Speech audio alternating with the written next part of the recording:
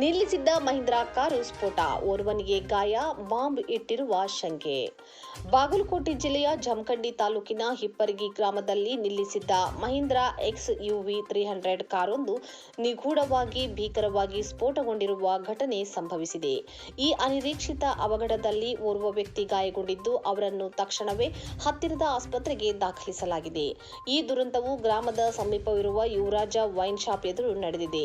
ಈ car MG Torgal ಎಂಬುವರಿಗೆ ಸೇರಿದ್ದಾಗಿದ್ದು, wine shop manager Hanumanth Sangonda ಅವರು ಇದನ್ನು ತಂದಿದ್ದರು ಎನ್ನಲಾಗಿದೆ.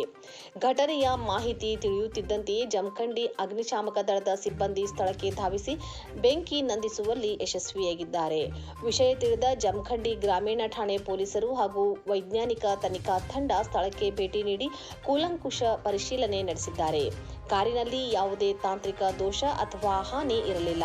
ಕಾರಿನ ಕೆಳಭಾಗದಲ್ಲಿ ಯಾರೋ ಬಾಂಬ್ ಇಟ್ಟಿರಬಹುದು ಎಂಬ ಶಂಕೆ ಇದೆ ಎಂದು ವೈನ್ ಶಾಪ್ ಮ್ಯಾನೇಜರ್ ಹನುಮಂತ ಅನುಮಾನ ವ್ಯಕ್ತಪಡಿಸಿದ್ದಾರೆ.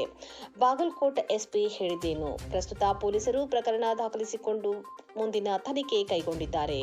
ರಾತ್ರಿ ಸುಮಾರು 10:45ಗೆ ನಮ್ಮ Hippargi Jamkhandi rural police station ವ್ಯಾಪ್ತಿಯಲ್ಲಿ ಒಂದು Mahindra XUV 300 number KA 48N4038 owner Hanumanth Athani, ಇವರು ಅವ್ರ ವೈನ್ ಶಾಪ್ ಇದೆ ಹಿಪ್ಪರ್ಗಿಯಲ್ಲಿ, ಊರ ಹೊರಗಡೆ. ಅಲ್ಲಿ ವೈನ್ ಶಾಪ್ ಮುಂದೆ 4:15 ಮಧ್ಯಾಹ್ನ ಅವ್ರ ಕಾರ್ ಪಾರ್ಕ್ ಮಾಡಿದ್ರು.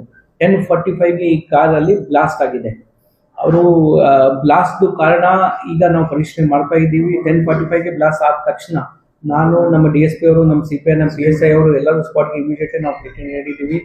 ನಮ್ಮಲ್ಲಿ ಸೀನಿಯರ್ ಕ್ರೈಮ್ ಆಫೀಸರ್ ಇರ್ತಾರೆ, SOCO ಆಫೀಸರ್ ಇರ್ತಾರೆ, ನಮ್ಮಲ್ಲಿ NT sabotage check team, AC check team ಇರುತ್ತೆ. ಅದರ ಮುಖಾಂತರ ಕೂಡ ನಾವು ಪರಿಶೀಲನೆ ಮಾಡಿಸಿದ್ದೀವಿ. ನಮ್ಮಲ್ಲಿ ಡಾಗ್ ಸ್ಪಾಟ್ ಅಲ್ಲಿ ಎಕ್ಸ್ಪ್ಲೋಸಿವ್ ಡಿಟೆಕ್ಷನ್ ಡಾಗ್ ಇರುತ್ತೆ, ಅದ್ರ ಮುಖಾಂತರ ಕೂಡ ನಾವು ಪರಿಶೀಲನೆ ಮಾಡಿಸಿದ್ದೀವಿ. ಈಗ ಬಾಂಬ್ ಡಿಸ್ಪೋಸಲ್ ಯೂನಿಟ್ ಕಡೆ ಎಲ್ಲ ಕೂಡ ನಾವು ಈಗ ಪರಿಶೀಲನೆ ಮಾಡ್ತಾ ಇದ್ದೀವಿ. ಈಗ ಇದರಲ್ಲಿ 2-3 ಪಾಯಿಂಟ್ ತಮಗೆ ಸ್ಪಷ್ಟೀಕರಣ ಕೊಡೋಕೆ ನಾನು ಇಷ್ಟಪಡ್ತಾ ಇದ್ದೀನಿ. ಅವರು ಕಾರ್ ಎಲ್ಲಿ ಪಾರ್ಕ್ ಮಾಡಿದ್ರು ಅದು ಕ್ಯಾಮ್ರಾ ಮುಂದೆ ಇತ್ತು. ವೈನ್ ಶಾಪ್ದು ಫ್ರಂಟ್ ಕ್ಯಾಮ್ರಾ ಮುಂದೆ ಕಾರ್ ಕವರ್ ಆಗಿದೆ. ಸುಮಾರು 4:15ಯಿಂದ 10:45 ಅಲ್ಲಿ ತನಕ ಬ್ಲಾಸ್ಟ್ ಆಗಿತ್ತು. ಆ ಪೂರ್ತಿ ಟೈಮ್ ಕಾರ್ ಅಲ್ಲಿ ಇತ್ತು, ಬೇರೆ ಕಡೆ ಮೂವ್ ಆಗಿಲ್ಲ. ಆ ಪೂರ್ತಿ ಇನ್ಸಿಡೆಂಟ್ CCTV ಕ್ಯಾಮ್ರಾ ಅಲ್ಲಿ ಕ್ಯಾಪ್ಚರ್ ಆಗಿದೆ. ಮೇಲ್ನೋಟಕ್ಕೆ ಪರಿಶೀಲನೆ ಮಾಡುವಾಗ ಯಾವುದು ಸಸ್ಪೆಕ್ಟ್ ವ್ಯಕ್ತಿಯ ಕಾರ್ ಹತ್ತಿರ ಬರಲಿಲ್ಲ, ಅದು ಯಾವುದು ಈ ತರ ನಮಗೆ ಕಂಡು ಬಂದಿಲ್ಲ. 3 ಜನ ವ್ಯಕ್ತಿ 9:45ಗೆ ಕಾರ್ ಹತ್ರ ಬರ್ತಾರೆ, ಬಟ್ ಅವರು ಕಸ್ಟಮರ್ ಇದ್ರು, ಅವರಿಗೆ ನಾವು ವೆರಿಫೈ ಮಾಡಿದ್ದೀವಿ. ಬೇರೆ ಯಾವುದು ಸಸ್ಪೆಕ್ಟ್ ವ್ಯಕ್ತಿ ಕಾರ್ ಹತ್ತಿರ ಬರಲಿಲ್ಲ. ಸೆಕೆಂಡ್ ಪಾಯಿಂಟ್, ನಮಗೆ ಕಾರ್ದು ಯಾವ ರೀತಿ ಡ್ಯಾಮೇಜ್ ಆಗಿದೆ, ಅವರು ಆಲ್ಮೋಸ್ಟ್ 40-50 ಮೀಟರ್ ತನಕ ಅವ್ರದ್ದು ಪಾರ್ಟ್ಸ್ ಆಗಿದೆ.